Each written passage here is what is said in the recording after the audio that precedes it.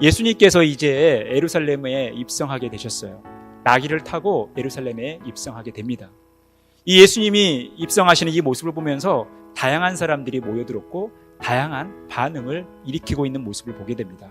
호산나 호산나 이스라엘의 왕이여 우리를 구원해 주십시오 라고 외쳤던 무리들은 나중에 예수님을 십자가에 못 박으라고 해요. 가이사 외에는 우리에게 왕이 없다고 이야기합니다.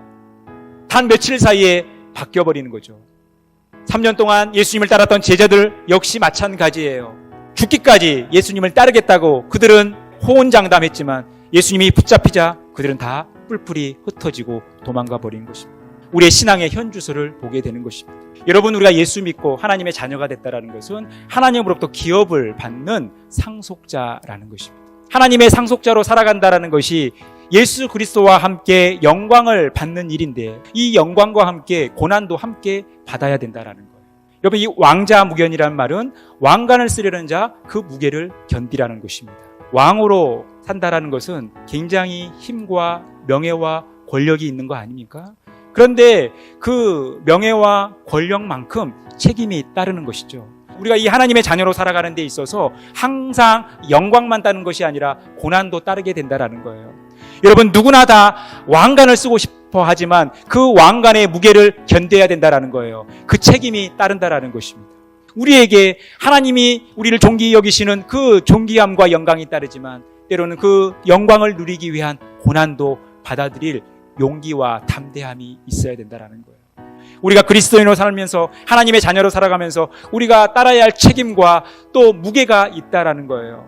그렇다면 우리가 어떻게 왕관의 무게를 견딜 수 있겠습니까? 예수님께서 왜 이 고난의 길을 걸어가실 수 있었어요? 하나님의 말씀이 예수님을 통해서 그대로 성취되어지기 때문에 그런 거예요. 그러니 우리도 하나님의 말씀이 우리의 삶 가운데 그대로 성취될 것을 믿고 그 말씀이 우리의 삶 가운데 그대로 역사되어질 것을 믿고 그 하나님의 말씀을 신뢰하며 살아가야 된다는 거예요. 종료주일은 우리에게 두 가지 의미로 다가옵니다. 예수님은 많은 사람들의 환호와 열광을 받으면서 많은 사람들의 영접을 받으면서 예루살렘에 입성하셨습니다. 얼마나 환희와 기쁨과 영광스러움이 있습니까?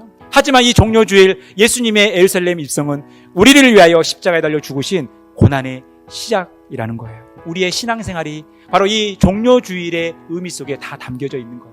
우리가 예수 믿고 하나님의 자녀로 살아간다는 것 얼마나 영광스러운 일입니까? 우리가 하나님의 존귀 여김을 받는다는 사실이 얼마나 기쁘고 감사하는 일입니까? 우리는 하나님의 상속자예요. 하지만 우리가 하나님의 상속자로서 예수 그리스도와 영광을 함께 받아 누리지만 고난도 함께 받아들일 용기가 필요하다는 거예요. 우리가 왕관을 쓰고 싶지만 그 왕관의 무게를 견딜 수 있는 담대함과 용기가 우리에게 있어야 된다는 거예요.